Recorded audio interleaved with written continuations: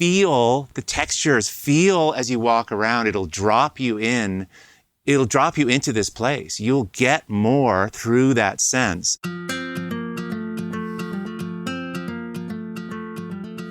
So it's late in the afternoon and I'm walking back to teach the workshop this afternoon. We've been in Mexico for about 4 days now. And today, this afternoon, I'll be talking a little bit about texture.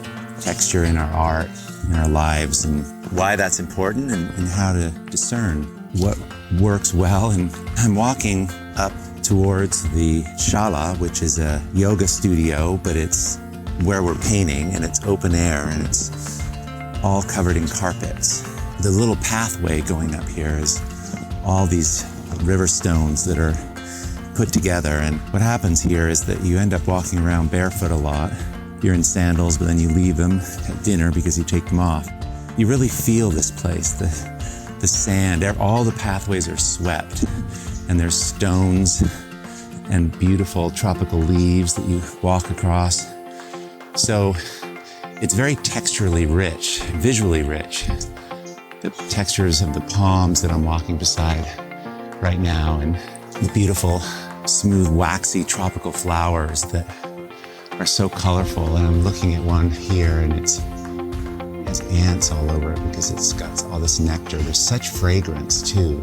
And then the trees, the different kinds of trees here, their bark has such rich surfaces and texture and papery like bark that's all peeling off.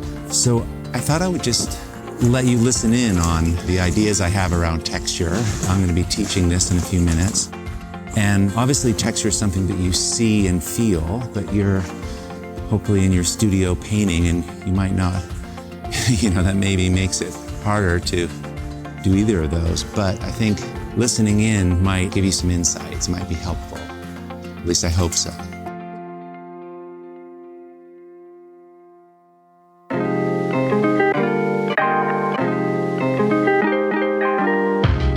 Welcome to Art to Light, a podcast for the creatively curious. My name is Nicholas Wilton, and each week I'll help you rediscover not just the art of your life, but the art in your life. Join me as we explore that perfect blue at twilight, the wild frontiers of art making, and the extraordinary joy of finding your way as you go. We're going to talk about texture now, and we've gone over all these differences, right? Like value, difference between lightness and dark, the difference between saturated colors and unsaturated colors. And we've talked about them in an order of importance or hierarchy, not importance, strength. If we don't understand lightness and darkness, if that's not something we're interested in, even if we're not interested in it, having that in our work, it still will control our work. You see how hard, you put a dark, contrasty thing in the middle of your painting and then you just stare at it and you don't understand why the painting's not working. So even if you're not that interested in contrast, you need to know it. It's kind of like the rules of the highway in a car. There's just certain things you need to know. So, we started this week with design, the arrangement of shapes on a picture, and different places creates a feeling of differences. Different sizes, different ways things are made gives them a quality. Elizabeth was really gassing on the way you can smear paint. And that's like a whole thing for her. Like that's going to contrast so beautifully with the direct way she works, right? So that's like huge. But texture, so now we've done a lot of color differences and now we have this texture thing. And the whole idea of differences is that what I'm trying to do, what Terri and I are trying to do in teaching this workshop is get you guys so you're better at choosing what works for you. So we're kind of throwing all these things out to broaden your awareness, but ultimately the great work starts happening when you start choosing better, right? That's often, when I'm helping you, I'm like, there's so much good stuff here. Which thing are you going to do? What? Do you like the color here? Because that's pretty good. Do you like the shapes? Those are terrific. Or do you like big things, small? What do you like? And the reason I have to ask is it's not clear in the work. When it's clear in the work, and it's interesting because I was looking up for some artwork, and we don't have internet here. And I remember we went to Santa Fe to Juan Kelly, right? But what is this gallery called? new art gallery. And we went there and he was jurying it, and all the art in the gallery. And I have slides of all the work. I went around and took pictures of it because he's got this really great, it's interesting. He's really into this idea of differences too. He's an artist, and that's what was so crazy. I didn't know that. We just got him to do our exhibition. He's got a gallery, and he might be a good person to jury our show, but he's an artist, and some of the work in the gallery, he doesn't really talk about it a lot, but a lot of the paintings are his. So he's got this artistic thing going on, and we talked about this idea of differences, and you look at his work, and I'll show you guys all the work. It's all pushed. It's all very, very different, but it's definitely like each artist is doing that. And it's really, so I'll share that with you. But this idea of texture, first, let's just talk about what it is, because I want to talk about it to have your awareness increase. But it's not like, like those buffets you go to where it's like, I used to go to these because I would go surfing in Santa Cruz and we didn't have a lot of money and I'd be so starving. And you could go there and for $6.99, they had everything. You could get waffles and sausages and they just piled fruit, everything. More was better, and you would stuff yourself, and it wasn't actually that great of an experience. So you have all this stuff, but you almost have too much. It's like a tyranny of, you just have too many ways. This isn't something, texture is another thing. Here comes a whole nother world. And I need you to start thinking about, whether you like this, whether you want to add it, but just adding it. Sure, try a bunch of things, experiment with all the things we show you now. That's great. That's fun, experiment. But ultimately, you want it to add to the thing you're making. And it's the feeling of the thing you're making. And this is such a good word to use in your art because it doesn't mean instructional. It doesn't mean it means you're right. If you know the feeling of what you're after, if anyone said, why'd you make that? Well, this just feels right to me. Nobody can argue with that. So I love using the word feeling. So obviously textures, things can be rough, things can be smooth, but if you think about texture, and now I'm sort of talking about what it is, but how to choose it, because I think that's often missing. I see work that is really textural, but it's kind of gimmicky. It's like, what does that got to do with anything, And that's where we get to choose. When you think about texture, and it's interesting, I was thinking about it at lunch. When I think of texture, I have memories associated with textures. Textures, when we feel something, it connects us and it's really, really powerful.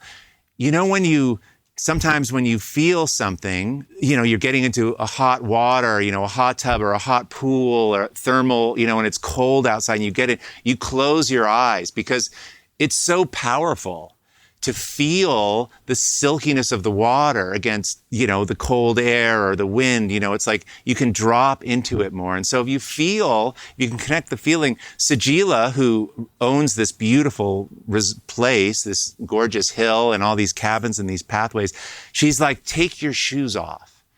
What she's saying is feel the textures, feel as you walk around. It'll drop you into this place. You'll get more through that sense. So I love that. I mean, I think of textures. I think of places I've been that in the Grand Canyon. I don't know, have many of you gone down the Grand Canyon before? It's just extraordinary. I think it's called the Vishnu Schist. It's the deepest, oldest, it's 1.7 million years old. It's the deepest part of the canyon. The rivers run for millions of years, and this is the deepest part of the earth.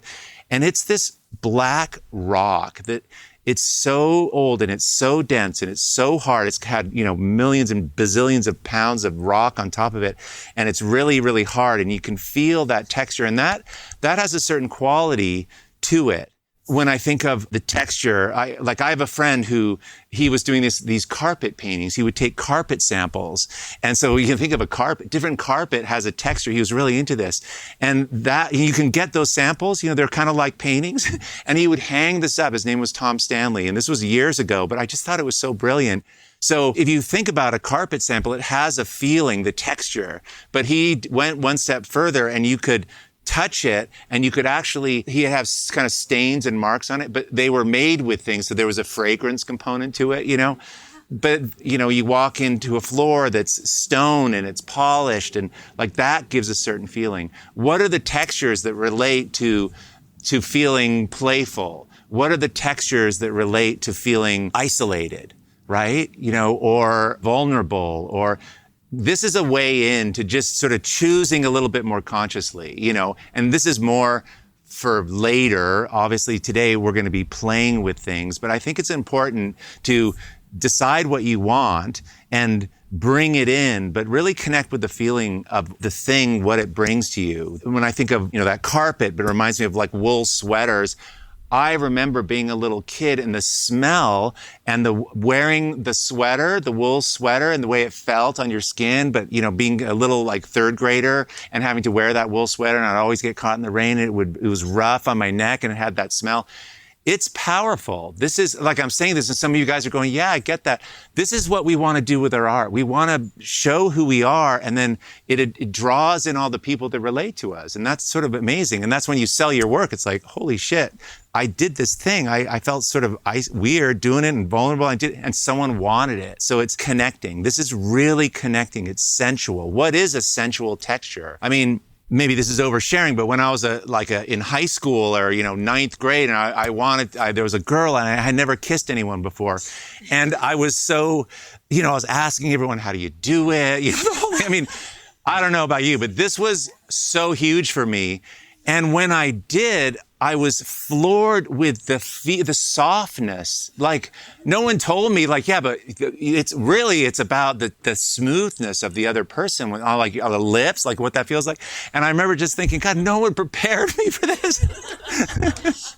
Right? Anyway, yeah, but this is what we're in the business of, really connecting with what we feel, okay? So we're going to show you some things here. And we started this morning by showing you what not texture feels like. I mean, I guess that's texture, it's smoothness, but how to make paint smooth using a trowel and using enough paint. So the board texture, if you don't want that, you don't need to have it. You can have it be smooth. There's artists that paint on Mylar, which is gorgeous, and that goes on really beautifully. I keep thinking of, when we fly down here, we're always talking about these airports, we're all pulling these bags with these little wheels, and the texture on the floor makes a huge difference. You're so aware of it. It's like, this is easy. Someone put in marble, and then you hit that carpet and you're like, God, why would they put the carpet here? So it's a huge part of our lives.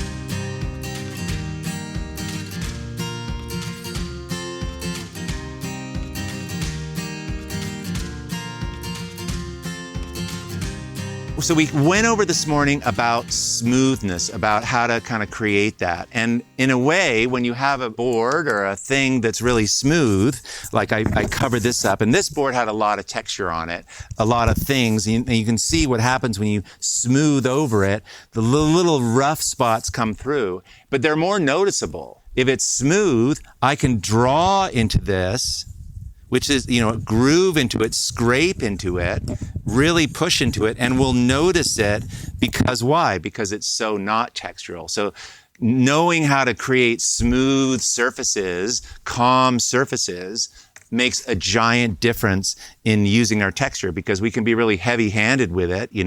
I could, put sometimes people will take the paint and they'll squeegee it out and they'll put so much on it that, like this kind of thing where you squeegee it and you let it dry. In fact, this board someone did that, and it becomes like chewing gum underneath a desk. It's so thick and dimensional on a painting that it's very textural, but horsey way. I don't know if you know what that means. Like in a way that's so textural, it's just distracting and all the mystery is lost, right? So be aware of that.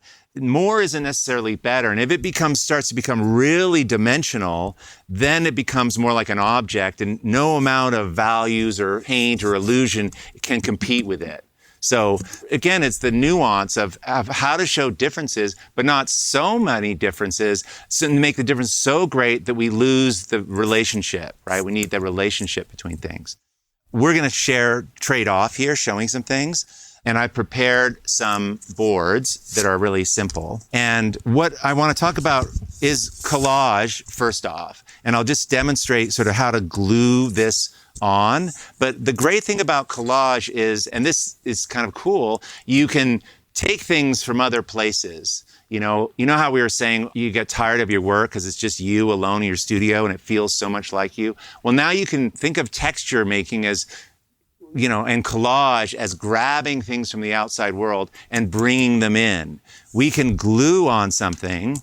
We can take something that's textural, that looks textural. So, for example, this gold leaf has a very different texture than just regular paper, and it's got a metallic quality to it.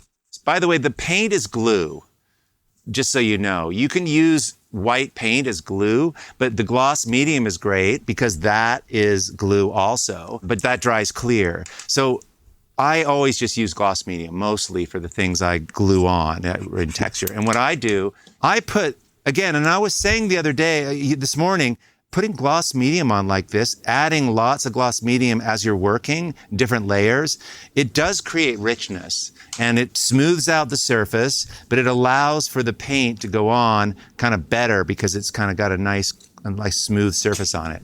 Okay, so where you put it and what you put it on makes a big difference. So now let's get into, I want to demonstrate some texture ways, but it's really what you put next to. Again, it's the two things, it's differences. This is a big red, flat colored red board. It's just pure red, it's flat, it's one color. And then in my hand here is this collage item. So I can cut a piece of this out, but I'm choosing this because it's really different than the red board, right? They're opposites. And it doesn't have to be like amazing because guess what? We can put gloss medium on the paper, then we can paint it and change it. But just putting this on here, so this is how I do it. I take the paper, I put it on. You can see there's tons of extra gloss medium. And what I then do is take the tracing paper from under the palette and I just lay the tracing paper on top of the paper like that. And then I press it on and press it, and so all the bubbles go out. And I know, Terri, you have a slightly different way of doing this. So all that extra gloss medium, there it is on there, and I take this off, and then I fold this again, and then I do it again. And this really is a great, fast way to glue stuff on. I mean, it's really on there now. And it's got something going. I mean, it's not my favorite thing, but it's certainly different than this, right? This has got a pattern and this is just flat. So one of the things I like to do right away with my collage things is I'll take the gloss medium and I will get it on there really quick. I'll just rub it on with a paper towel or a brush, just seal it, okay? Now you can glaze this, you can sand it. It's just part of the painting. So that's an important thing to do. Using metallics, which is great. I mean, there's so many different kinds of metallics. It doesn't take much glue at all. It's crazy. I love it when texture is I can't control it. It's almost like painting with texture. So I'll take some of this gold leaf, which is really thin. So when you come up, you just grab a sheet of it and I just lay it on. And then I use the paper towel to just roll it on. And it's only going to stick where the gloss is. And then I can use gloss medium on top of it to hold it down. And as soon as you use gloss medium on this, so what I love is you could take a whole painting that you've done that's far along and just cover it in gold and then sand through, and you're going to get all these little remnants, all these little pieces. So that's kind of fun. There's silver ones. There's all kinds of metallic things you can bring into it. And what's cool about this is it's just got that shine to it. But this looks amazing when you glaze on it. It's like it glows from underneath. Okay, so Terri, do you want to demonstrate the way you glue on the paper? Because I think that's important. Yeah, definitely. Here. So Terri has a different way of gluing on. One thing that I want to point out when you have paper like this and it's colored, if you tear one direction, you get the white edge or not, and if you tear the other direction. So if you want the white edge, you have to think about where you're tearing, which direction you're tearing. So that's super important because a lot of times you just want a clean edge, so you need to pull it backwards to get the clean edge and pull it forward to get the white edge. So that's one thing. The other thing is when he glues like this could potentially pucker because this has fiber and you're only putting wetness on one side. So what I like to do is I like to dip mine in water and get it soaking wet. And now so you're wetting both sides of the paper when you glue it, as opposed to me not. Yeah. Yeah, okay, that's. Yeah, so dipping it in water wets, and you can see how different this all of a sudden got, how limp it got, and the fibers are all saturated. So then I just take a paper towel and I dry it. So usually I have this set up and I just set it down and kind of blot the water out of it. And then I find the position I want to put it, like where do I want this? And gloss medium's over here. We need another gloss medium. We're chasing one around. We have so much, we share one bottle. And I just use my finger. Like I just kind of like rub it around and I get quite a bit on there. And then I just stick it where I want it to go. Oh, I got some gold leaf too. Look at that. It's a bonus. And I stick it on there. And then I like to take one of these rubber, like icing, what do we call these things? This is a paint spreader. A paint spreader. A spreader. Yeah. Icing a spreader, rubber maybe. kind of like smooth. Yeah, and then I just kind of hold it with my fingernail, but I go very gentle. And I just pull all the excess gloss medium out from underneath and all the air bubbles. And then I get rid of all the excess around it, and I wipe this off so that it doesn't dry on here. Then I just rub it. And again, I go over the back like Nick just to make sure that it is sealed on there. But you can kind of see how flat and how straight and clean that is. The point is, you're now, like, I don't like the tedious drawing thing so much, like, I love looking at those birds today. I don't really, I used to paint birds and I love them and I love taking pictures of them, but I don't want to render it, but I love them. And so a great solution is go find a picture of that bird or an engraving or whatever, and you can just bring that into your work. Someone's already done it. You can just go on and source a lot of this imagery. So, and there's a lot of time. Could you hand me a couple of pieces of that? There's a lot of time that goes into these engravings. And you get that in your work. When this butterfly gets put on your art, it's as if you spent all that time, and there's just an intense area of your work. This becomes detail in your work. This becomes references nature. There's all kinds of things that happen when you put this in your work. And the opposite of this, which is kind of cool, happens to be like swirly, gushy paint that is not like this. So again, you're looking to put things with things to make the other things feel more like themselves. And by the way, you don't have to have a lot of the differences in your art. You just have to have one or two that are really good. It can be really simple. You can imagine this red surface with just a giant black butterfly on it with just a few speckles of gold. That would be beautiful. And we were talking about this morning, that we start out and we try and do way too much and we're learning all the things, but it's really getting good at this is learning to let go, only let more and more go so we can see what's there better. It's actually can get a lot easier for you than you think. Like it's an easier lift to do the kind of art that you're thinking of doing, because it's to be strong, it'll have your choices in it better. So which now let's just go over this transfer of using these black and whites, these engravings that are laser prints on the paper, and you can transfer it so you don't get the paper and you can put the black engraving right on to the art. Terry's prepared one, so what is this called? This is called transfer. Yes, transfer. Image transfer. Image transfer. Okay, so image transfer. If anyone wants to come up and teach and try it, it's really fun. Or video yourself. Yeah. Okay, so I'm going to show you image transfer. Similar to collage, but there are some very, very key points that are different. And first of all, when we did collage, we have to remember that you're going to see the white edge. But when we do an image transfer, we're going to put it down and it's going to go upside down and we're going to get rid of the paper. So I've already prepared this one to show you what it looks like. I purposely picked one that had a direction with it, like this. So this has got a finger. So if you're doing an image transfer, you're actually putting it on backwards. So if I'm like trying to figure out like where I want this to go, maybe I should have this pointing inside, across the way. Like let me have it pointing towards the pink dots because I really like that, Let me do that. Okay, I'm gonna go glue it down. But when you do an image transfer, you glue it this way. And then you rub it off, and the finger is pointing out, so you're leading the eye out of there. It transfers backwards, in other words. Yeah, it transfers backwards. Same thing with letters or words. If you wanted to do letters or words, you would have to print your letters backwards. Which you can do. You just put it in the computer and flip it. Yeah. And then print that. Then it'll turn out right side up. Right.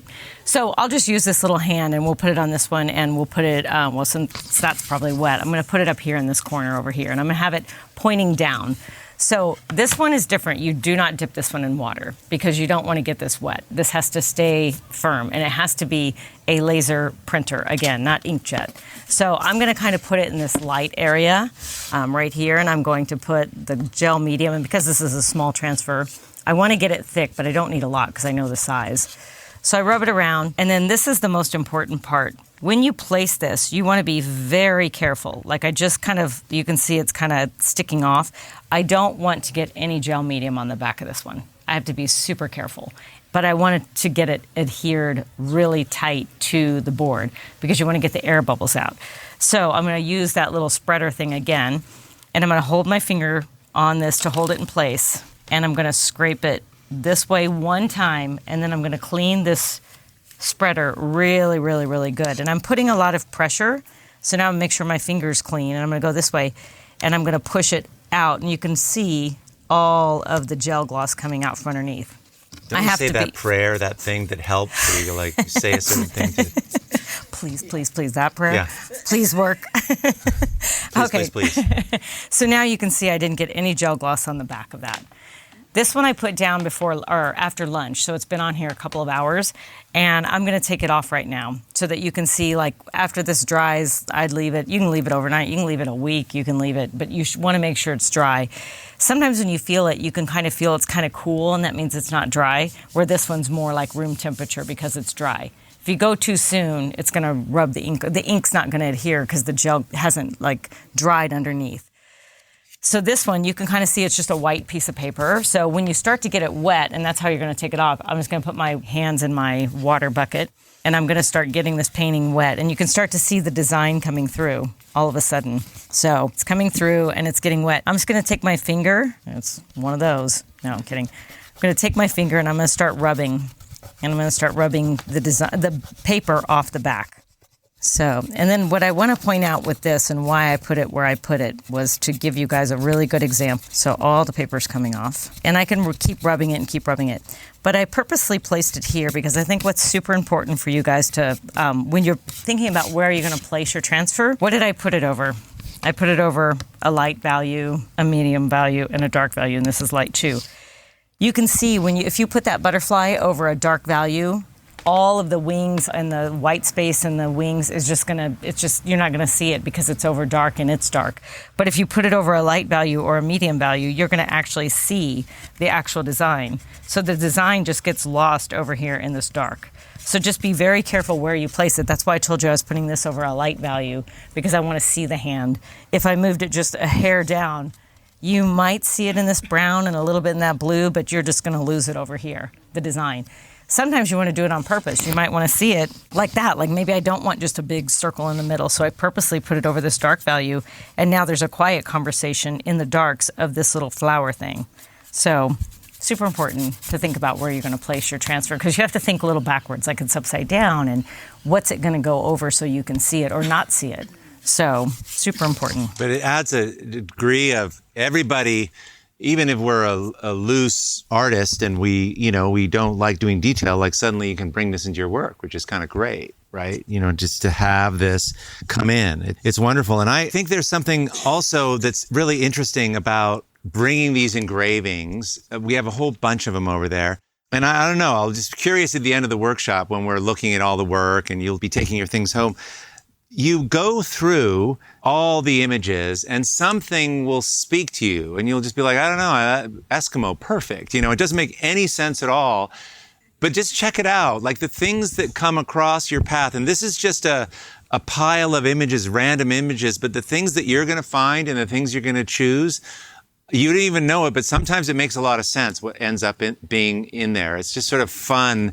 There's a whole process called soul collage where we'd be in a group like this and you come into the room and you're going to do these cards and it's about your life and figuring yourself out. And it's almost like tarot reading, but you create your own cards and you go through all these magazine images and you just start gathering. Let's say this card is going to be about grief, and you go through and you people are just picking things, and everyone's picking different things, and then they put it together, and it's so personal. And it's just perfect. It's just about curation. It's what you choose.